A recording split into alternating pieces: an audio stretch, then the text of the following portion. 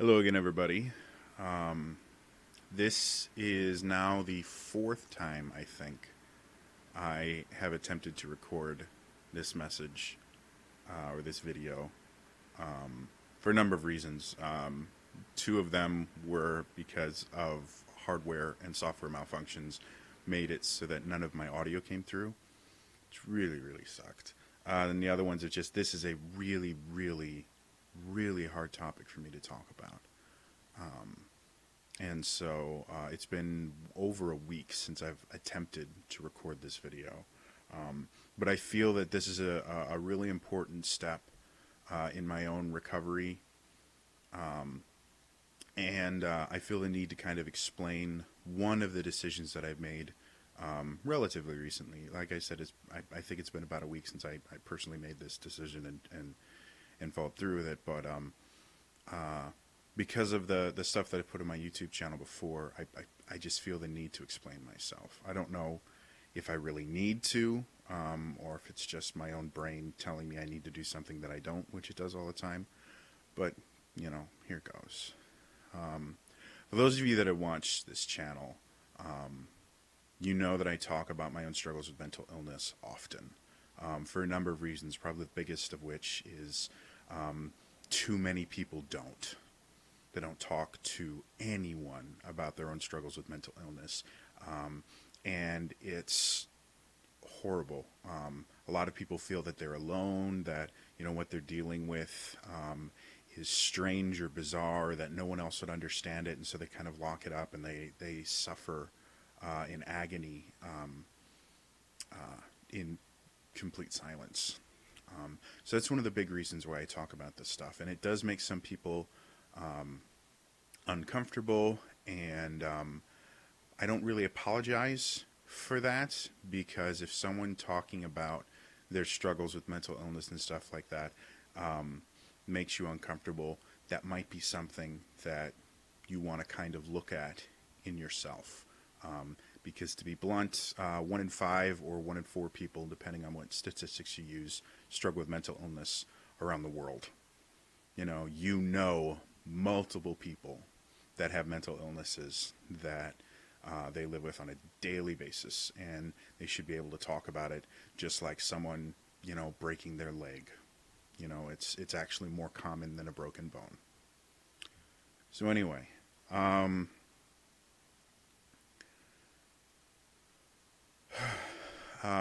the reason I'm making this video, I've talked about my PTSD before. I don't think I've gone into too many details too many times, because for one thing, it's difficult for me to talk about, and that's one of the reasons I've been going to therapy for over a year now, has been to get to the point where I can talk about it and where it doesn't affect me massively, and that if something does trigger my PTSD and panic attacks and things like that, that I can move past it. But it's there. And the other reason I don't talk about it a lot is because it is a very triggering subject for other people who have PTSD or have experienced trauma, because the trauma that my PTSD is related to is being molested or raped when I was a child. I was unaware that it happened because my brain had repressed the memory until I was in my 20s. So up until that point, I still technically had the symptoms and everything like that. I just had no idea why, and we just kind of wrote them off. I didn't really tell anybody about it. I didn't talk about it. I just kind of suffered in silence until I got to college, and at that point was just diagnosed with anxiety and depression. And years after that, I discovered that I had certain triggers and things like that that could activate my anxiety. And through working with my therapist, I was able to a little bit more accurately figure out what was going on. I also, a couple years ago, had an experience called a flashback. Flashback is basically you kind of get to relive the traumatic experience that caused your PTSD.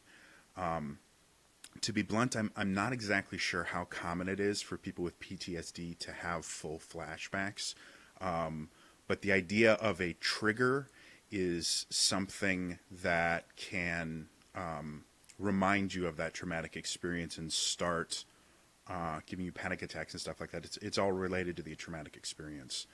The flashback that I had years ago, again, the memory was still repressed at this point. So the way that it worked was I was triggered, and I basically got to relive the traumatic experience from when I was very, very young. But because the memories themselves were repressed, I didn't actually relive the memory itself. What I did is I actually went through the emotional experience, which was very, very bizarre because I felt that something very, very wrong was happening and all this stuff.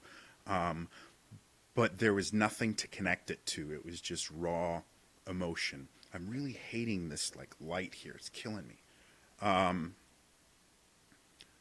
So it was a full flashback without remembering anything, which was a very bizarre experience. But it shut me down for a couple of weeks. Like I did nothing for a couple of weeks because of just how uncomfortable and traumatic it was. And so I went to I started seeing a therapist. I don't know, like 4 months after that. Because I knew now that I'd had an actual flashback that there is a very good chance that it would happen again, and I wanted to be prepared for it. And that's what I went to therapy for originally. And we've I'm not going to go over the entire thing that I've done in therapy because it's we've covered a lot, and my therapist is wonderful, and I cannot recommend highly enough seeing a therapist. But what happened recently is about 3 weeks ago, I had another flashback, completely unprompted. It just happened actually while I was in the shower. And the big difference for this one being, instead of just going through the emotions, for the first time in, 20, I don't know, 23, 25, somewhere around there years, I remembered what happened. And proceeded for like 20 or 30 minutes to relive that experience over and over and over again. And I couldn't make the memory stop, and it was very, very horrible. An experience I never want to have again. And after it, the weirdest part about it is after it, because of how traumatic it was, I was in shock for a couple of days. My brain started re-repressing parts of the memory, so things that I remembered then, I don't remember now. I still have a pretty good recollection of everything that happened, but there are parts of it that have just been completely repressed again, which is another very bizarre experience, remembering something and then a couple days later it being completely gone from your memory. Is just very bizarre. Anyway, so because of that, you guys may have noticed that other than my D&D stuff, I haven't uploaded anything on my channel in close to 3 weeks, and it's because I've been trying to deal with this, and it's hard. It's especially combined with everything else that's happened over the last few months, and being on and off the meds and everything like that. Like this is quite literally been the most difficult few months I've ever lived through. And one of the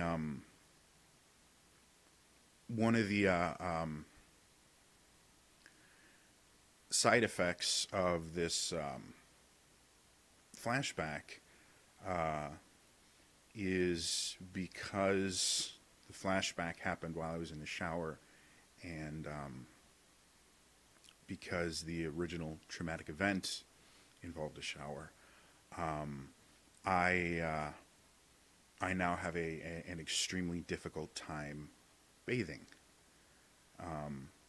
because just the act of turning the water on is enough to start triggering the memories. Like, showers have now become a trigger for me, and bathrooms and things like that. They trigger me now, and it's incredibly difficult, especially since bathing is kind of an important thing in general,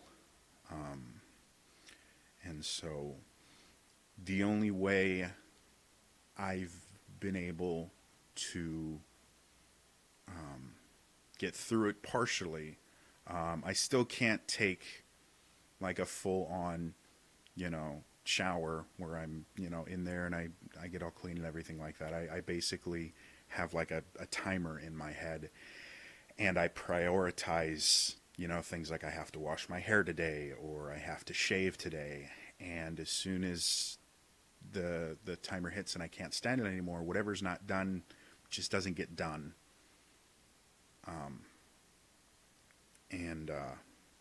So yeah, it's been really, really rough.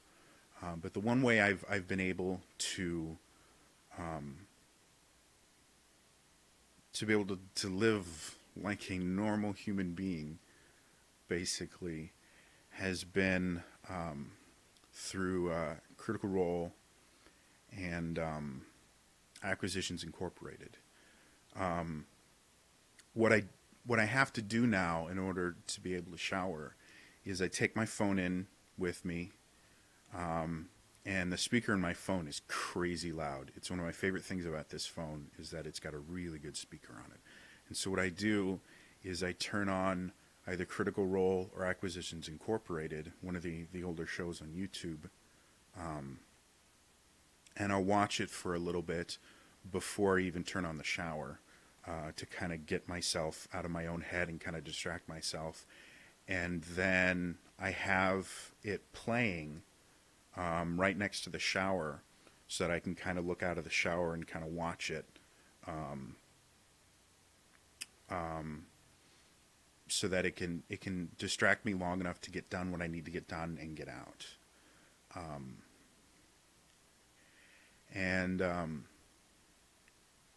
To be blunt, without those things to distract me, like I wouldn't be able to bathe.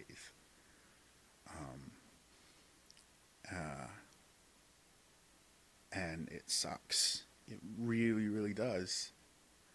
And I'm working with my therapist to get beyond that point, and I'm slowly making progress in getting better, and not having to rely on distractions and being able to be in there longer and get more things done. But yeah, I can't do it without that. And because of that, and it's not just that, like because of that and because of everything else going on, I've gotten to the point where I need an almost kind of constant stream of things to just kind of calm me down and get me out of my own head. I guess not constant, but a regular stream. And because of that, one of the things that I use to calm myself down is the Geek and Sundry Twitch channel, specifically Critical Role, but things like Minds and Crafts is a really, really important thing for me. And Talks Machina has become a really important thing to me because the communities there have been so welcoming, and despite the fact that I don't know personally any of these people, like I've never met any of the cast of Critical Role or Brian from Talks Machina. But I've interacted with I've interacted with Matt a couple of times, and with Marisha on an occasion. And as much as I don't personally know these people, I consider them friends of a sort. And being able to, sit back, like the Critical Role is a bunch of friends getting together and playing a game that they love, and that's very calming for me. And Talks Machina is a bunch of friends getting together and just talking, shooting the shit about something that they love doing together. And it's very comforting to me. And Minds and Crafts is like the entire thing about Minds and Crafts is so community focused and welcoming. And it's a bunch of friends getting together and doing crafts, and then going and interacting with their online friends and seeing all the cool stuff that they've made. Like it's very comforting for me. And it helps me to get out of these panic attacks and things that I have multiple times a day now. Like it just keeps getting worse. And because so much of that stuff is now hidden behind a paywall, I made a video a while back asking people to unsubscribe from Geek and Sundry, because I don't believe that Legendary is using the subscription funds in a positive way. I think they're misusing the funds, and I still do. But I need something to distract me, and this is very effective. And so about a week ago, I restarted my subscription to Geek and Sundry, not because I don't believe that Legendary is misusing the funds. I still do. But it's completely selfish. Like I need these distractions to get going and to continue recovering right now. I use a lot of different things to help me get through the day. But the easiest thing for me is something that I can just sit back and watch. Like I used to play video games a lot, but when you can't stop your hand from shaking, it makes it very difficult to play a lot of the games that I used to play. And so this is the only thing that I have right now. And it's not going to be that way forever. It's not. But right now, I this is all I've got. And so that's why I did it. And anyway, I wanted to end this with a message for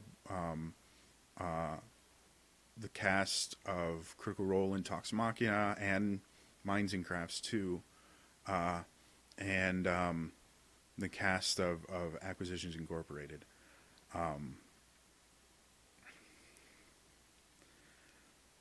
None of you guys started whatever it is that you're doing with the idea that you were making something that would help a really, really screwed up kid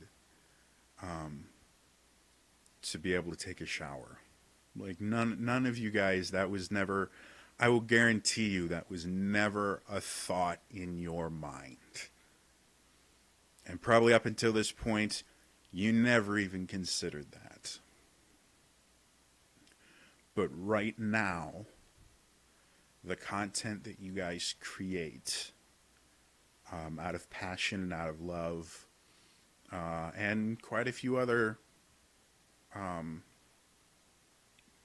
motivations, is giving me the ability to live my life, quite literally. Without it, I would be curled up in a ball, or much, much, much worse.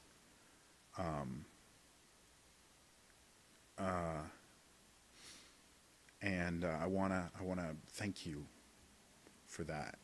It really does, and I don't think anyone can really know how something like this can really affect people in ways that you never imagine. Like, it's just I don't know if I can express what it means to me to have these things in my life at such a difficult part.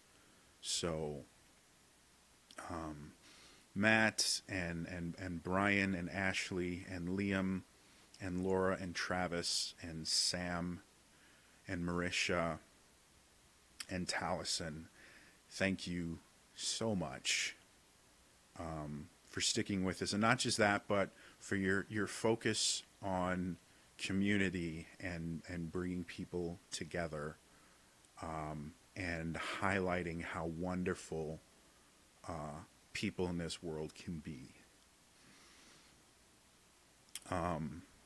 Gina and Amy and Steph, thank you for fighting for this show that means so much to me, and again for focusing on the idea that we can come together and we can, enjoy spending time with each other and creating things together. It's a huge thing, especially for people like me, where I live so far away from most of my friends that I can't see any of them.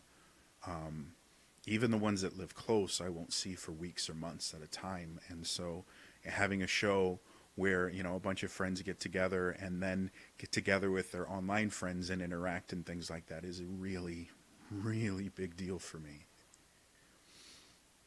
And Chris and Mike and Jerry and Scott and Patrick and Will, I know that Acquisitions Incorporated was a marketing ploy.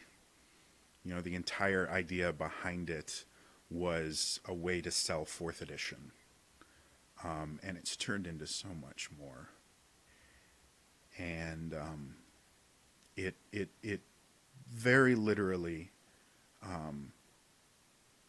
has made it so that I can function, and I can do things that are very difficult for me to do.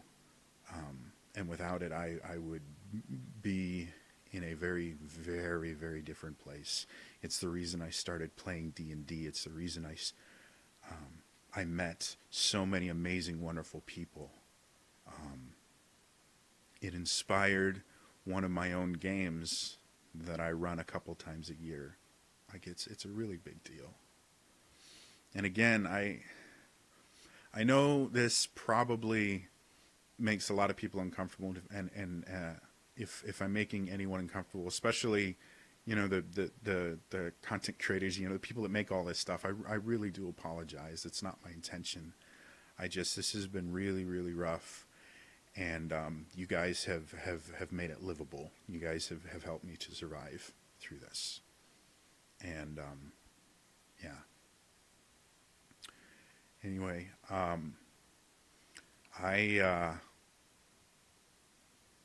have no idea if any of you guys are going to actually see this. Any of the people that I've thanked, I have no idea if you're actually going to see this. If anyone from, I think, I'm going to post this on the Team Human Facebook page.